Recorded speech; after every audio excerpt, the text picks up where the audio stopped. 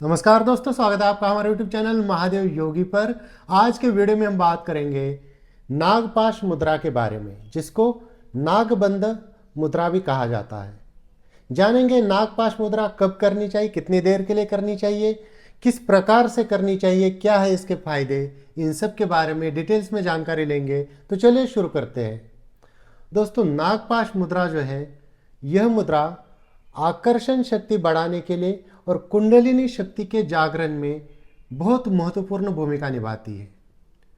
नागपाश मुद्रा के अभ्यास से चक्र जागरण और चक्रों की एनर्जी है उसको बैलेंस करने में भी बड़ा योगदान होता है।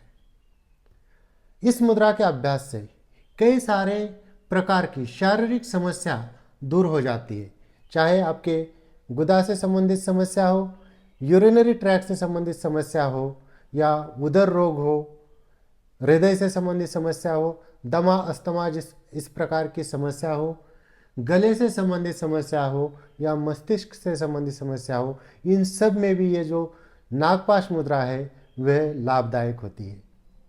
नागपाश मुद्रा कब करनी चाहिए?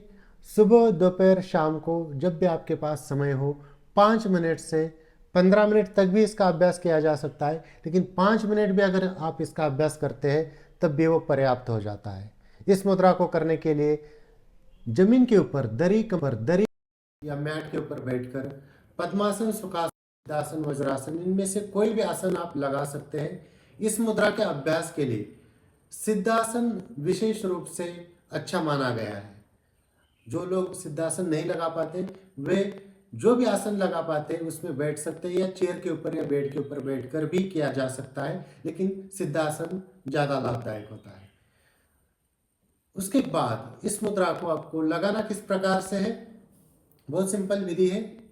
इस प्रकार से आपके दोनों हाथ जो है इनको ऐसे ऐसे क्रॉस करके अपने यहाँ पर सामने इस प्रकार से रखना है। बहुत सिंपल है, एक बार फिर से देखिए। कोई भी हाथ आगे या पीछे हो सकता है, राइट आगे कर लीजिए, लेफ्ट आगे कर लीजिए, दोनों में से कोई भी करके बिल्कुल ये एक दूसरे के सामने इस प्रकार से आ जाएंगे और ये हो जाती है नागपाश मुद्रा। अब इसको लगाने के बाद आपको क्या करना है? लंबी गहरी सांसें लेनी है और लंबी गहरी सांसें छोड़नी है, डीप ब्रीदिंग करनी है। अगर आप इसको इस प्रकार से भी कर सकते हैं, इस मुद्रा को ऐसे लगाने के बाद सांस को तो आराम से लंबा भरना है, छोड़ते वक्त जोर से छोड़ना है। जैसे भस्त्रिका प्राणायाम में हम सांस को जोर से छोड़ते हैं, उस प्रकार से छोड़ना जोर से है, लेना आराम से है, डीप लेना है, लंबा लेना है।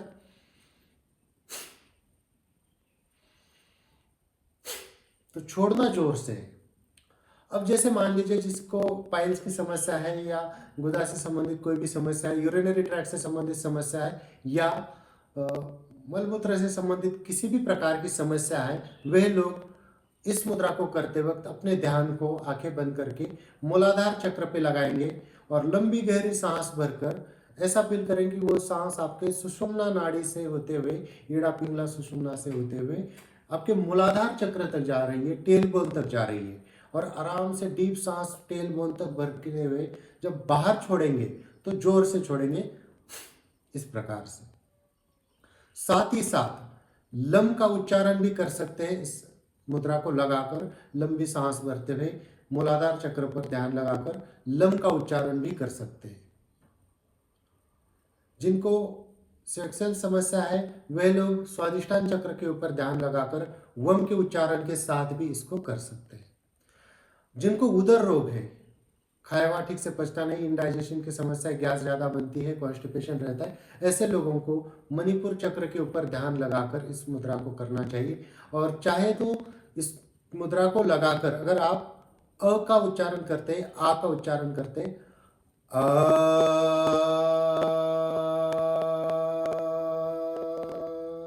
इस प्रकार से अगर आप उच्चारण करते हैं तो आपके उदर रोगों में विशेष लाभ मिलता है। जिनको चेस्ट से संबंधित समस्या है, हृदय से संबंधित समस्या है, दमा अस्थमा की समस्या है, वे लोग इस मुद्रा को लगाने के बाद अपने चेस्ट के आसपास के एरिया में या अनाहत चक्र पे फोकस करते हुए इस मुद्रा का अभ्यास कीजिए। और जोर से झटके से सांस को छोड़िए। डीप लंबी सांस भरी मुद्रा लगाकर ध्यान अनाहत चक्र पर जोर से छोड़ देना है। जिनको गले से संबंधित समस्या है वो अपने विशुद्ध चक्र पर ध्यान करें। जिनको मस्तिष्क से संबंधित समस्या है वह सहस्त्रार चक्र या आज्ञा चक्र दोनों में से किसी भी एक चक्र पर ध्यान कर कर इस मुद्रा को कर सकते हैं। ओम चांटिंग के साथ भी इस मुद्रा का अभ्यास कर सकते हैं।